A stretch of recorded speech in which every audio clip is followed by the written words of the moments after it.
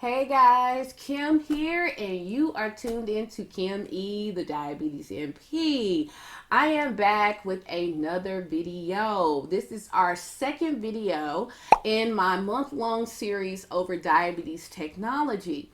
We're going to be talking about self-monitoring blood glucose. Now, in the previous video, I did a whole overview over what I'm going to be really talking about and focusing on for the month of March when it comes to diabetes tech. I gave a very brief overview over what SMBG is, but I want to kind of get a little bit more into it. Before we get into it, though, I do want to remind you guys that I am doing a monthly series called the Diabetes Dialogue, okay? And this month we're going to be focused on diabetes tech. And I want to know who's interested right now. I want to know because you know what? We're all busy. If no one's interested in this, then I'm not going to burn the midnight oil trying to put it together.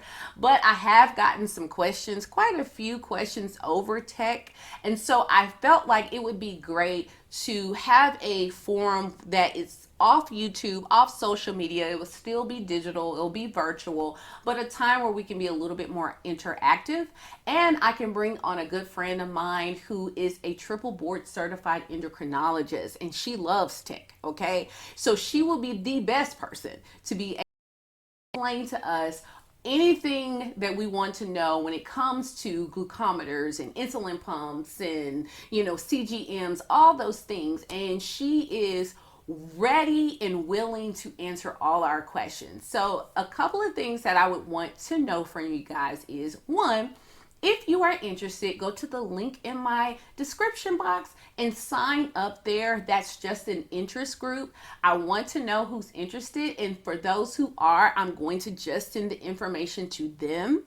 But then also, I want to know what questions you have when it comes to tech, okay? When it comes to diabetes tech, what are the questions that you have? I have quite a few questions that I'm currently researching myself. And whatever I can't find, I'm going to bring to the table. Even if I can find the answer, I'm still going to bring it to the table with Dr. Artie Thingadu. That is the endocrinologist that's coming. I want to know what her thoughts are on some of these things, and I really want to rise to the occasion to know as much as I can about tech because, as I mentioned in the previous video, this is not the future, it's the now. And so I want to be ready for when coverage is more broader and when it's more accessible to people, then I am ready to educate and train my patients in these different options. So if you are interested, go ahead and head to the description box, fill that out, and I'll be in touch with you. Okay, let's talk about self-monitoring blood glucose or self-management blood glucose. You may see it, I've seen it two different ways, but really I just see self-monitoring blood glucose. But basically that's glucometers, guys. That's what that is. That's our patients monitoring themselves, their blood glucose themselves. And this is something that clearly you probably have many patients in your practice that are already doing this. Definitely if a person has type 1, they definitely need to be taking their blood sugars. If they're type 2, definitely in those who are on insulin, because if they don't know what their blood glucose is, that puts them more at a risk for hypoglycemia, and that is what we don't want. Okay, now the thing about glucometers is that I think that sometimes that people assume that all glucometers are created equal, and they are not. The ones that you want to recommend to your patients are the ones that are FDA approved, and just a simple Google search can help you there, okay? But just because it's sold over the counter doesn't mean that it's good for your patient, okay? It's not, you want something that is regulated and approved, okay? So keep that in mind. Now, like I mentioned in my very first video, is it does not matter if you have the best glucometer on the market. If you don't know what to do with that information, then it doesn't matter. It's null and void. So what this monitoring does is help helps us guide our treatment, okay? It helps us to know if a patient is becoming hypoglycemia. We've just put them on a medication and now we're noticing that they're running too low for comfort. Or it helps us to know, like, okay, maybe we need to actually increase the dosage of a medicine. And so this is what this does. It tells us what our patients, what they are experiencing in their body. That is the reason why it is helpful, because if you don't know, what are you going, like, how do you know how to start a medication? How do you know when to increase it if you don't know what you're reading? And so that's what your blood glucose monitors do for us.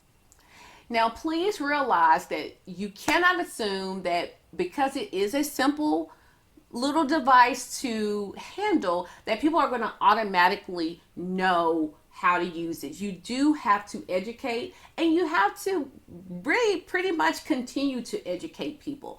You got to always help them be able to troubleshoot, answer questions. So not only do we need to know a good bit about these devices, but we need to also empower our patients to learn about these devices as well. Learning how to store it properly, learning about how to store your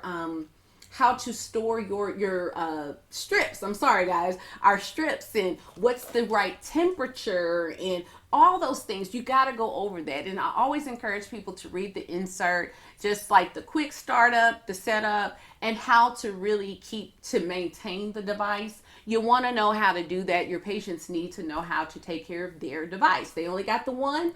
They need to know how to run it. And don't feel like you need to know everything about every device on the market. No, you don't.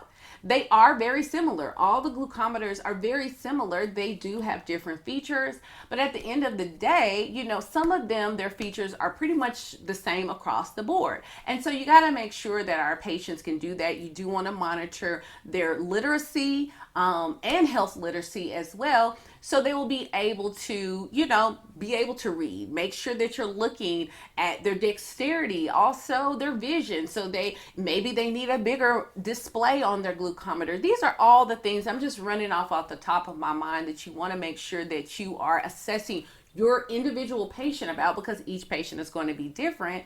But these are things that you need to keep in mind. So hands down, if a patient is on insulin, they definitely need to have a glucometer. They definitely need to be checking their blood sugars, okay? And if they're not on insulin, they still can benefit from having a glucometer as well.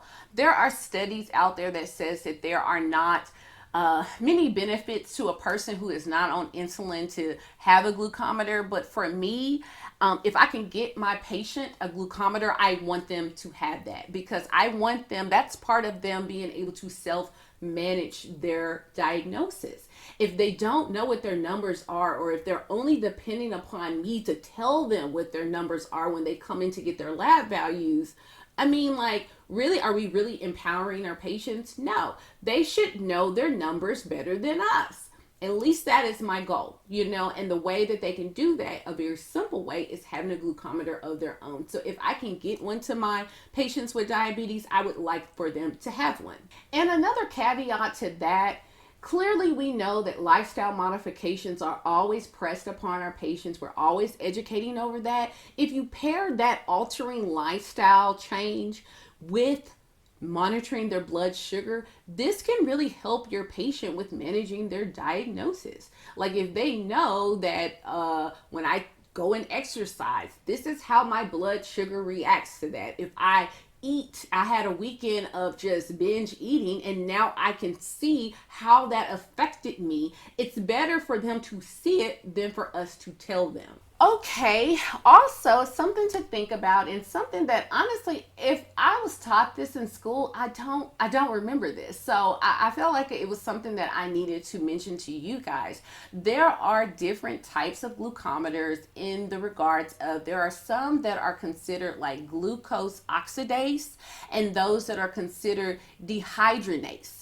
And I want to explain to you briefly what those two things are. So basically, with the oxidase, these are the ones that are sensitive to oxygen. So you want people who have good oxygen saturation to be on these. And then the other ones, the glucose dehydrogenase, and I'm sorry if I'm not pronouncing that right, But these are the ones that are not sensitive to oxygen. And this is actually something that I would like for Dr. Thangadu to go a little bit more in detail with, because one of the things that I have not been able to find is how do you know which meter is one or the other? Okay, I get that one is sensitive to oxygen, but one is not sensitive to oxygen. And I get that the one that is sensitive to oxygen, you want the patient to have good saturation. So these are the people who got good sats. Like, you don't want to put somebody who is on oxygen or has COPD with this. You don't want to pair them with this monitor. But then also, how do I know which monitor is which? And I've been reading quite a few articles, and it's kind of hard for me to find that. So I do want to kind of have her to help us walk through that. And so again, if you're interested in that, sign up below, because these are one of the questions that I am going to ask her. Lastly, one thing that I do want to mention to you, and it's very simple, but I think sometimes with us being providers and having this scientific mind, we're always thinking so high level that sometimes we can forget that sometimes the answer is very simple. And so when it comes to like accuracy of your readings, one of the first things that you want to always rule out very first is patient technique, okay? The user technique, as well as the device. Those are the first two things that you want to make sure that are working right. So whenever you have a patient that comes in and they're telling you that their readings are one thing, but then you're seeing their blood work and it's another thing, one of your first questions, instead of assuming and jumping to conclusions that they're lying or what they're not being compliant, one of the first things you want to do is, you know what, show me how you're taking your blood sugars. Because sometimes, a lot of times, it's user error. So you want to make sure, and this is where we go back to what I was saying earlier, the education and the continuation of the education. You always want to make sure that they are having proper technique, and that you know that their device, their monitor, their meter, whatever you like to call it, is properly being stored, and that the batteries are working well, it's calibrated, all those things. And then that's when you can go into some of the more higher level issues of troubleshooting as well. Okay, guys, thank you guys for tuning in and sitting down with me again. If you have not gotten the general overview or kind of mapped out what we're going to be talking about over the whole month, go back, watch that video. I'll put it in the description box. Also want to remind you guys that if you are interested in this month's Diabetes Dialogue, go ahead and sign up through the link below. It's just an interest group. It's just me to see who's all interested, and that I don't have to come on here every single time talking about something that the general people, the general audience does not want to know. I can just send information just to those who are interested. As well, you can also drop in the comments if you want to. You can email me and tell me what questions you would like to be answered by myself, as well as Dr. Artie Thangadu, when we do the session. And again, you have been sitting here with me, Kim E, and I will catch you on the next video. Bye.